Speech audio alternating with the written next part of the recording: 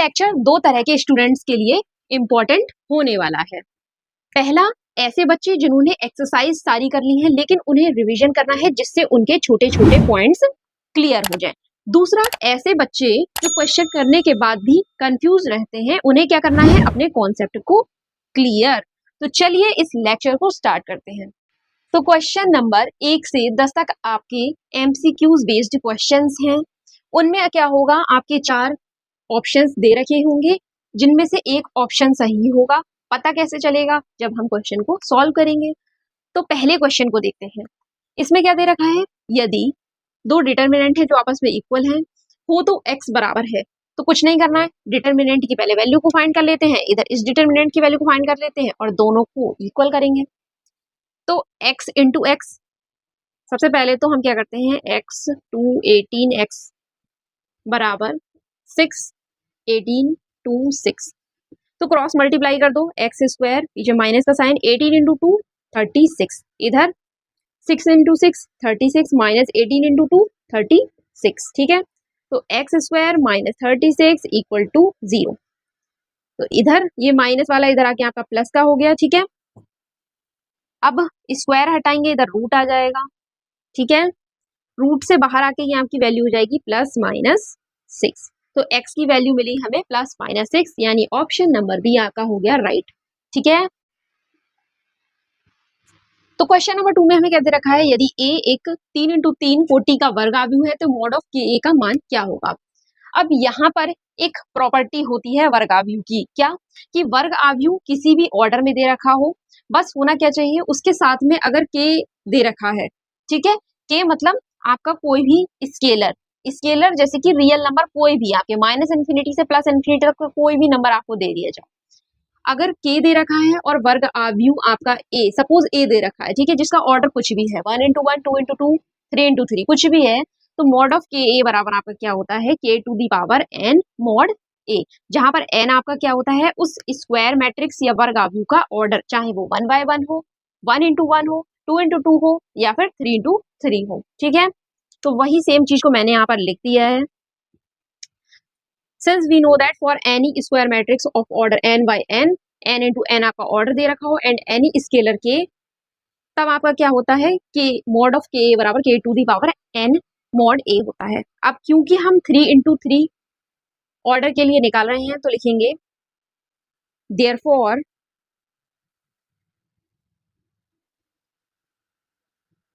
for 3 into 3 matrix, ठीक है, mod of के आपका क्या हो जाएगा, k to the power order क्या है आपका 3, तो k to the power 3 mod a। तो इसमें से हमारा कौन सा ऑप्शन सही होगा, आपका option number C. Question number 3 में आपकी 4 स्टेटमेंट दे रखी हैं जो कि आपकी आव्यूह और सारणिक से रिलेटेड है, हमें बताना है कि कौन सा सही है। तो इससे पहले हम जान लेते हैं कि आव्यूह आपका क्या होता है और सारणिक क्या होता है। तो देखो, अगर हम किसी भी ऑर्डर में नंबर्स को लिखकर अरेंज करें तो वो आपका क्या कहलाएगा, आव्यूह। लेकिन अगर हमें पर्टिकुलरली वर्ग आव्यूह की वैल्यू को फाइंड करना है तो उसके लिए हम क्या करते हैं, इस तरह के सिंबल्स को लगाते हैं, ठीक है, और हम वैल्यू को फाइंड कर देते हैं, जैसा कि मैंने आपको यहाँ पर करके भी दिखाया है। ये आपका क्या है, एक वर्ग आव्यूह है जिसे हमने मान लिया है कि ये एक कोई वर्ग आव्यूह है। तो जब हम इसका मॉड निकालते हैं तो यहाँ पर क्या आता है -2, यानी हम इसे लिख सकते हैं कि जो आपका सारणिक होता है वो वर्ग आव्यूह से संबद्ध एक संख्या होती है। सिंपल सी टेक्निक है कि अगर नंबर्स का अरेंजमेंट किया गया है तो आव्यूह, लेकिन अगर particularly 2 by 2 order 1 by 1 order या 3 बाय 3 ऑर्डर के वर्ग आव्यूह को लेकर उसकी वैल्यू को फाइंड किया गया है तो वो आपका सारणिक कहलाएगा। तो सारणिक क्या है, वर्ग आव्यूह से संबद्ध आपकी संख्या। तो इसमें से हमारी कौन सी स्टेटमेंट सही हो जाएगी, ये वाली। सारणिक एक वर्ग आव्यूह, सारणिक एक वर्ग आव्यूह से संबद्ध संख्या है, यानी ऑप्शन नंबर सी, ठीक है। पहला इसलिए राइट नहीं होगा क्योंकि यहाँ पर देखो सारणिक एक वर्ग आव्यूह है, तो सारणिक कोई वर्ग आव्यूह नहीं है, सारणिक क्या होता है आपका, वर्ग आव्यूह से संबद्ध संख्या, ठीक है। सारणिक एक आव्यूह से संबद्ध संख्या है तो ये भी गलत, आव्यूह में आपके सारे के सारे आव्यूह आ गए, ठीक है, किसी भी ऑर्डर के आ गए, लेकिन हम बात करते हैं पर्टिकुलरली वर्ग आव्यूह की, तो ये भी स्टेटमेंट आपकी क्या हो गई, गलत हो गई। उसके बाद सी आपका क्या है, सारणिक एक वर्गावयु से संबद्ध संख्या है, तो ये बिल्कुल ही ठीक है। ठीक है, बाकी ये तो आपका होगा ही नहीं। ठीक है, तो ऑप्शन नंबर सी आपका क्या हो गया, राइट। नेक्स्ट देखते हैं अब ऑप्शन नंबर 4 में आपको शीर्ष दे रखे हैं त्रिभुज के, त्रिभुज का क्षेत्रफल दे रखा है, हमें क्या निकालना है, के का मान। तो त्रिभुज के क्षेत्रफल का फॉर्मूला क्या होता है आपका, ये मैंने बता रखा है, जहां पर x1 y1 x2 y2 x3 y3 क्या होते हैं, त्रिभुज के शीर्ष, जो कि हमें क्वेश्चन में दे रखे हैं। त्रिभुज का क्षेत्रफल भी हमें दे रखा है, शीर्ष भी दे रखे हैं, तो फॉर्मूले में हम इसे रख देते हैं। तो फॉर्मूले में हमने वैल्यू को रख दिया है, अब इसे सॉल्व कर लेते हैं। तो 2 इंटू 35 आपका हो जाएगा 70। ठीक है, मॉड का साइन, डिटरमिनेंट को सॉल्व करते हैं तो 2 आपका हो जाएगा 4 इंटू 1 4 माइनस 1 इंटू 4 4, माइनस का साइन नेक्स्ट एलिमेंट। ठीक है, रो कॉलम को किया हाइट, तो 5 इंटू 1 5 माइनस के इंटू 1 के। ठीक है, प्लस का साइन नेक्स्ट एलिमेंट, तो 5 इंटू 4 20 माइनस 4 इंटू के 4 के। ठीक है, इधर मॉड का साइन आपका लग जाएगा, तो 70 इक्वल टू, अब इसे सॉल्व करते हैं, 2 इंटू 0 माइनस माइनस प्लस 6, फिर 5 माइनस के प्लस 1 इंटू 20 20 माइनस 1 इंटू 4 के 4 के। ठीक है, उसके बाद 70 इक्वल 0 प्लस 6 इंटू 5 30 माइनस 6 के प्लस 20 माइनस 4 के। तो 70 इक्वल 30 प्लस 20 आपका हो जाएगा 50 माइनस 6 के माइनस 10 के हो जाएगा आपका 10 के, माइनस 6 के माइनस 4 के आपका हो गया माइनस का 10 के। ठीक है, अब जब मॉड को हटाते हैं तो ऑपोजिट साइड हमारा प्लस माइनस आता है। ठीक है, कैसे, इस कॉन्सेप्ट को समझते हैं। सपोज मॉड एक्स बराबर आपको 8 दे रखा है। ठीक है, तो हम क्या बोल सकते हैं कि इस x के जगह पर आपका माइनस 8 भी हो सकता है, आपका प्लस 8 भी हो सकता है। ठीक है, क्यों, क्योंकि मॉड से बाहर आने पर वो प्लस का 8 ही बनना है। ठीक है, तो वही चीज यहाँ पर देख लो, x के जगह पर आपका क्या है, 50 माइनस 10 के। ठीक है, मॉड x की जगह पर आपका क्या है, मॉड 50 माइनस 10 के, और 8 की जगह पर आपका 70 दे रखा है, तो हम लिख सकते हैं कि 50 माइनस 10 के बराबर प्लस माइनस 70। ठीक है, तो अब हम क्या करेंगे, हमारे दो केस बने, केस 1 बना हमारा, एक बार हम प्लस लेके सॉल्व करेंगे, यहाँ पर देखते हैं। देखो, आपके दो केस बनते हैं, केस 1 जिसमें हम प्लस लेंगे, प्लस 70 लेंगे, 50 माइनस 10 के बराबर 70। ठीक है, दूसरा केस 2 आपका क्या बनेगा, 50 माइनस 10 के आपका बराबर होगा माइनस का 70। ठीक है, दोनों से ही हम के की वैल्यू को फाइंड करेंगे, तो माइनस 10 के बराबर 70, इधर जाके हो गया आपका माइनस का, तो माइनस 10 के बराबर माइनस का 20, प्लस का 20 सॉरी, तो के बराबर आपका क्या आ गया, 20 अपॉन माइनस का 10, तो ये आ गया आपका माइनस का 2, यानी के की हमें जो वैल्यू मिली माइनस का 2, कब, जब हमने प्लस 70 लिया है। अब माइनस के लिए देखते हैं, तो माइनस 10 के बराबर माइनस 70, और ये जो 50 है इधर आके माइनस का हो गया आपका, तो माइनस 10 के बराबर माइनस का 120। ठीक है, माइनस माइनस कैंसल, तो K is equal to 120 upon 10, zero से जीरो कैंसल, तो के इक्वल टू 12। ठीक है, तो हमें के की दो वैल्यू मिली, -2 एंड 12, एक बार प्लस 70 लेने पर, एक बार माइनस 70 लेने पर। तो इस आंसर के अकॉर्डिंग आपका ऑप्शन नंबर डी राइट होगा, उसे सही कर लेना। तो हमें क्वेश्चन नंबर 5 में डेल्टा बराबर एक सारणिक दे रखा है, और स्मॉल ए आई जे का सेकंड कैपिटल ए आई जी दे रखा है। तो डेल्टा का मान हमें निम्नलिखित रूप में व्यक्त करना है, जो ऑप्शन दे रखे हैं इस फॉर्म में आपको डेल्टा का मान लिखना है। तो सबसे पहले तो हमने क्या किया, ये जो डिटर्मिनेंट दे रखा था उसे एज इट इज लिख लिया। अब इसकी जो वैल्यू हम फाइंड करते हैं जिस तरह से, वो हमने यहाँ पर लिख ली। ठीक है, सबसे पहले A11 को लिया, रो कॉलम को हाइड करके आपका ये वाला माइनर आ गया, फिर माइनस साइन, रो कॉलम को हाइड करके ये वाला आपका माइनर आ गया, A21 A31 A23 A33, उसके बाद प्लस का साइन A13, और रो कॉलम को हाइड करने पे आपका ये वाला माइनर आ गया। ठीक है, अब एक फॉर्मूला होता है आपका ए आई जे का, -1 की power i plus J M I J, जहां पर i और j आपके क्या होते हैं, row and column, capital A आपका क्या होता है, सहखंड, और m जो होता है आपका माइनर या फिर उपसारणिक होते हैं। ठीक है, तो अगर मुझे एम आई जे की यहाँ से वैल्यू को फाइंड करना है, तो क्या हो जाएगी, ए आई जे और ये वाला जो -1 है ये आपका अपॉन में चला जाएगा, -1 की पावर i प्लस j।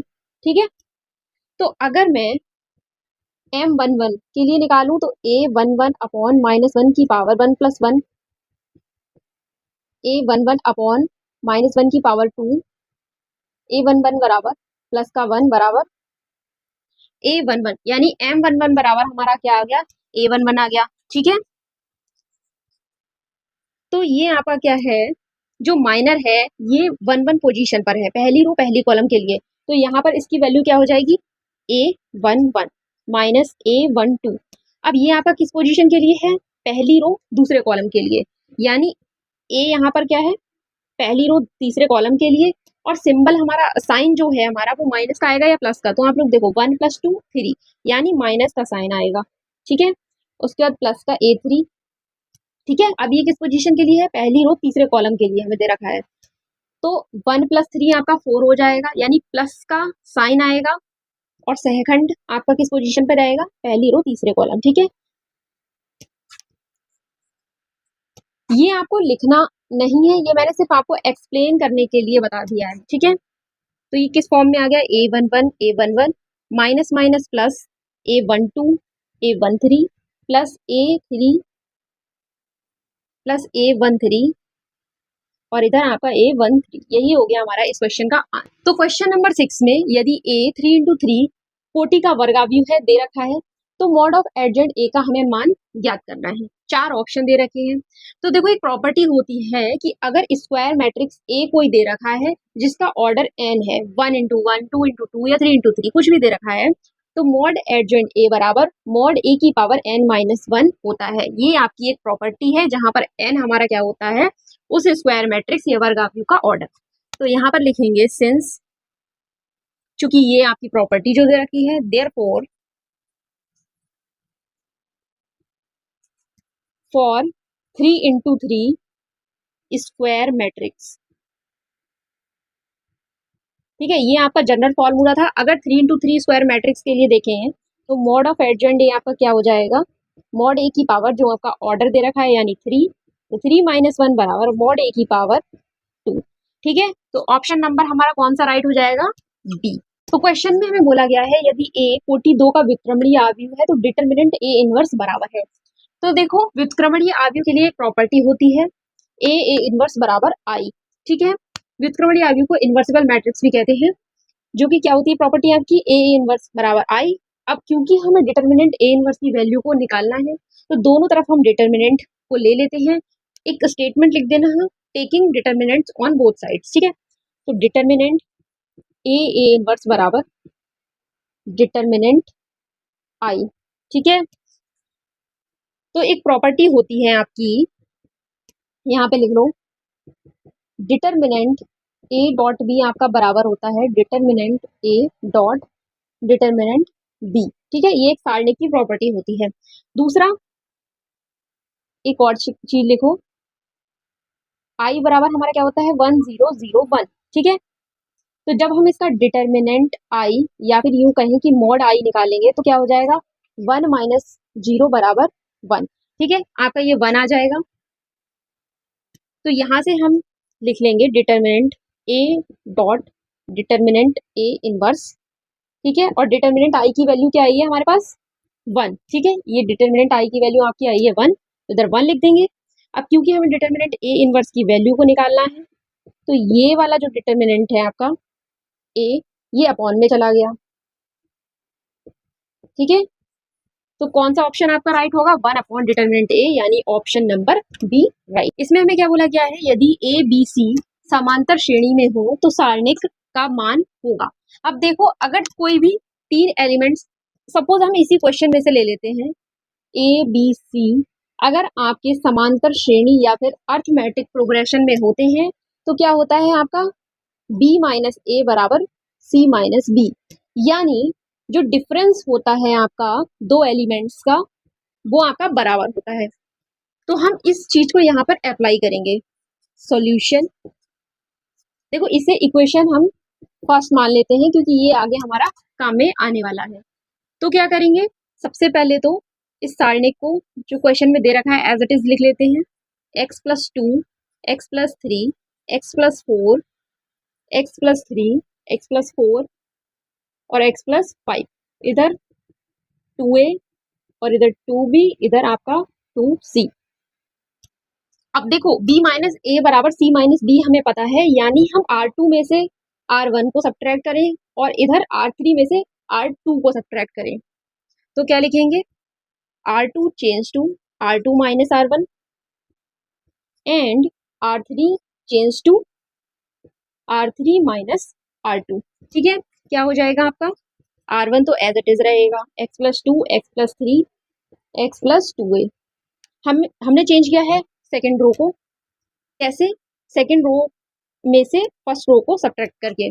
तो x प्लस 3 में से जब हम x प्लस 2 सब्ट्रैक्ट करेंगे तो हमारा कितना बचेगा, 1। x से x कैंसिल होकर 0, 3 माइनस 2 1। इधर 4 माइनस 3 आपका 1 हो जाएगा और इधर क्या हो जाएगा, 2b माइनस 2a। ठीक है, नीचे क्या हो जाएगा, x plus 4 minus x plus 3 आपका क्या हो जाएगा, x से x कैंसिल हो जाएगा और 4 माइनस 3 आपका 1, इधर भी आपका 1 और इधर हो जाएगा 2c माइनस 2d। ठीक है, अब देखो यहीं पर समझ लेते हैं, ये 2b माइनस 2a दे रखा है, तो यहाँ से हम अगर 2 को कॉमन ले लें तो क्या हो जाएगा, 2 फिर b माइनस a। सिमिलरली अगर यहाँ से हम 2 को कॉमन ले लें तो क्या हो जाएगा, 2 फिर c माइनस d। अब देखो यहाँ पर लिखेंगे from equation first. Equation first में क्या दे रखा है, b माइनस ए बराबर c माइनस बी, यानी इस b माइनस ए की जगह पर हम c माइनस बी को रखेंगे। तो डेल्टा बराबर x plus 2, X plus 3, X plus 2a, फिर 1 1 2 c माइनस बी।